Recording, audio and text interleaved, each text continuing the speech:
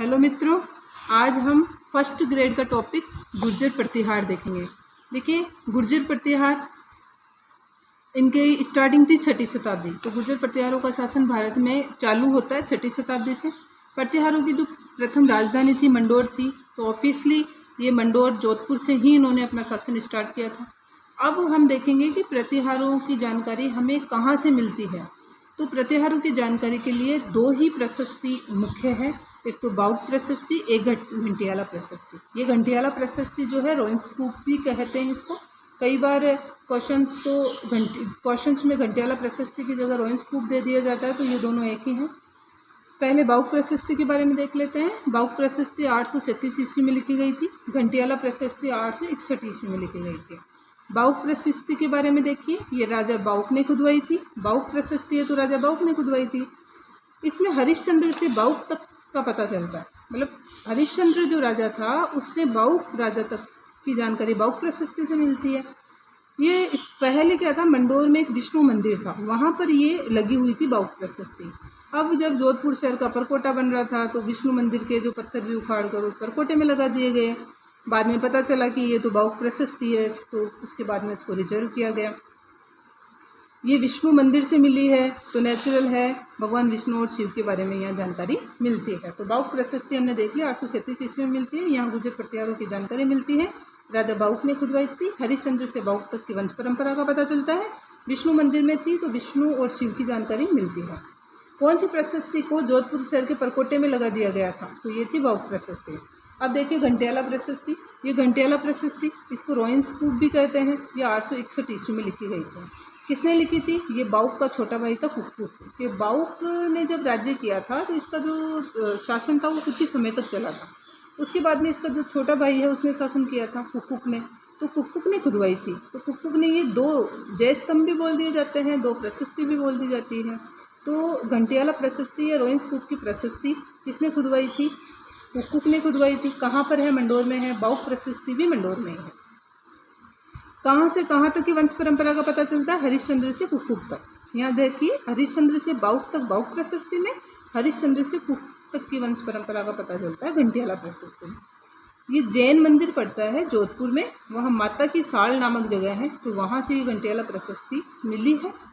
घंटियाला प्रशस्ति या rowing scoop प्रशस्ति की भाषा कौन सी है? प्राकृत भाषा है। इसके लेखक हैं मात्र रवि नामक मग ब्राह्मण। तो मग जाति का ब्राह्मण था, मात्र रवि नाम था। तो मात्र रवि ने इसको लिखा था घंटियाला प्रशस्ति को। और उत्कीर्ण किसने करवाया? स्वर्णकार ने। स्वर्णकार कृष्णेश्वर ने उत्कीर्ण करवाया। घंटियाला जो प्रशस्ति है उसी से हमें पता चलता है। भाई किस प्रशस्ति से हमें पता चलता है कि मंडोर साइड में, जोधपुर साइड में यहाँ अहीरों या आभीरों का उपद्रव हुआ था और कुक्कुक ने शांत किया था। ये घंटियाला प्रशस्ति से पता चलता है। घंटियाला प्रशस्ति में बताया गया है कि राजा कुक्कुक थे, उन्होंने यहाँ जोधपुर मंडोर से अहीरों या आमीरों का उपद्रव शांत किया था। ये खुद एक बहुत बड़े विद्वान थे कुक्कुक। तो इन्होंने संस्कृत के कुछ जो श्लोक है उन्होंने खुद ही इस घंटियाला प्रशस्ति में लिखे हैं।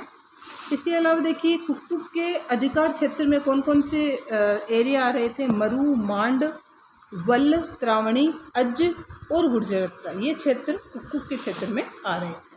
तो ये तो प्रारंभिक जानकारी है कि मंडोर में गुर्जर प्रतिहार थे।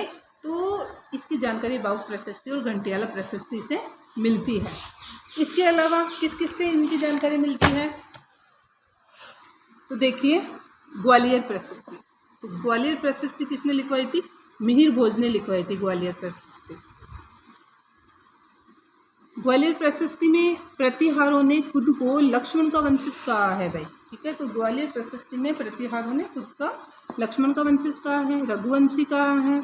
इसके अलावा एक अग्निकुंड सिद्धांत क्या है? एक अग्निकुंड, सीधा क्वेश्चन आता है कि अग्निकुंड सिद्धांत का संबंध किन शासकों से है? तो गुर्जर प्रतिहारों से है। गुर्जर प्रतिहारों का जो अग्निकुंड सिद्धांत है, देखिए वो क्या है? पृथ्वीराज रासु की रचना की थी चंद्रबरदाई ने। पहला ग्रंथ माना जाता है, सभी जानते हैं, ये पिंगल भाषा में है। तो पृथ्वीराज रासु में चंद्रबरदाई ने बताया है कि गुरु वशिष्ठ ने आबू पर्वत पर एक यज्ञ किया था, ठीक है, अग्नि यज्ञ किया था। उस यज्ञ में 4 राजपूतों की उत्पत्ति हुई थी। वो थे चौहान, चालुक्य, परमार और प्रतिहार। तो प्रतिहारों की उत्पत्ति अग्निकुंड से हुई है। ये अग्निकुंड का सिद्धांत किसने दिया था? चंद्रवरदायी ने पृथ्वीराज रासो में दिया था। यहाँ से हमें प्रतिहारों की जानकारी मिलती है। इसके अलावा देखिए ऐहोल शिलालेख, जैसे ग्वालियर शिलालेख मिहिर भोज ने लिखवाया था, ऐसे ऐहोल शिलालेख किसने? पुलकेशिन सेकंड ने लिखवाया था। ये भी बहुत इंपॉर्टेंट है, यहाँ से गुर्जर प्रतिहारों की जानकारी मिलती है। तो ऐहोल शिलालेख गुर्जर जाति का पहला अभिलेख माना जाता है। गुर्जर जाति का पहला अभिलेख माना जाता है। उसमें ऑप्शन हो जाएंगे जो है घंटियाला का है, या रोहिंस कूप का है, या बाउक का है, या ग्वालियर है, या ऐहोल है। तो ऐहोल अभिलेख गुर्जर जाति का पहला अभिलेख। इसके रचयिता है रवि कीर्ति जैन। कौन है? रवि कीर्ति जैन। इसके अलावा कुछ ताम्रपत्र है, उससे भी हमें पता चलता है प्रतिहारों के बारे में। तो देखिए 3 प्रकार के ताम्रपत्र हमें मिले हैं, संजन ताम्रपत्र, बड़ौदा ताम्रपत्र और माने ताम्रपत्र। इन तीनों ताम्रपत्रों से प्रतिहार गुर्जर जाति के ही थे, ये इन तीनों ताम्रपत्रों से हमें पता चलता है। इसके अलावा एक राष्ट्रकूट अभिलेख हमें मिला है, राष्ट्रकूटों का अभिलेख। तो राष्ट्रकूट जो हम अभी आगे पढ़ेंगे, साउथ में इनका जो शासन था, दक्षिणी भारत में इनका शासन था। तो राष्ट्रकूट अभिलेख जो हमें मिले हैं देवली और राधनपुर से। तो देवली और राधनपुर के राष्ट्रकूट अभिलेख हैं, उनसे भी हमें पता चलता है कि जो ये प्रतिहार शासक थे वो गुर्जर ही थे, ये पता चलता है हमें। फिर अन्य अभिलेख है चेराई का अभिलेख। चेराई के अभिलेख से क्या पता चला कि प्रतिहार दुर्लभ राज के पुत्र जसकरण की जानकारी मिलती है। तो चेराई का अभिलेख भी प्रतिहारों से संबंधित है। इसके अलावा सहजपाल का अभिलेख है। सहजपाल का अभिलेख, तो नाडोल के चौहान थे रायपाल, इन्होंने मंडोर को प्रतिहारों से छीन लिया था, अटैक किया था इन्होंने, मंडोर पर प्रतिहारों से छीन लिया था। तो इनका लड़का था रायपाल का सहजपाल, ठीक है। तो इन सहजपाल ने सहजपाल अभिलेख लिखवाया था। तो सहजपाल अभिलेख से भी हमें मंडोर के प्रतिहारों के बारे में जानकारी मिलती है। इसके अलावा देखिए यहाँ पर गुर्जर प्रतिहारों के जो प्रमुख केंद्र की बात करें तो शुरू में इन्होंने स्टार्ट किया जोधपुर से, जोधपुर गुजरात क्षेत्र मंडोर से, फिर जालोर, फिर आबू और फिर चाक से। तो यहाँ से ये क्वेश्चन लिया जाता है, ऑब्वियसली हम यही सोचते हैं कि इन्होंने प्रतिहारों ने अपना शासन जोधपुर से स्टार्ट किया था। तो इनके सबसे अधिक जो है शिलालेख हमें जोधपुर से मिले हुए होंगे, लेकिन चाकसू से सबसे ज़्यादा प्रतिहारों के शिलालेख मिले हैं। तो प्रतिहारों की जानकारी के लिए जो भी शिलालेख मिले हैं, जो प्रशस्तियाँ मिली है, वो हमें चाकसू से बहुत ज़्यादा मिली है। इसके अलावा अलग अलग विद्वानों ने प्रतिहारों के बारे में अलग अलग राय दी है। देखिए अरब यात्री था सुलेमान, अरब यात्री है सुलेमान, जो 851 ईस्वी में अपने भारत में आता है। इसने प्रतिहारों को जुर्ज कहा था, इसने प्रतिहारों को जुर्ज कहा था, और ये मिहिर भोज के समय में आया था। अभी हम आगे पढ़ेंगे। फिर इस अरब यात्री सुलेमान ने मिहिर भोज को अरबों का और इस्लाम का शत्रु बताया था कि भारत में अगर अरबों का और इस्लाम का कोई शत्रु है तो वो मिहिर भोज है भाई। फिर कनिंघम ने कहा कि प्रतिहार शकों की संतान थे। स्टैनफोर्ड और स्मिथ ने कहा कि गुर्जर प्रतिहारों की जो उत्पत्ति है वो भीनमाल से हुई है।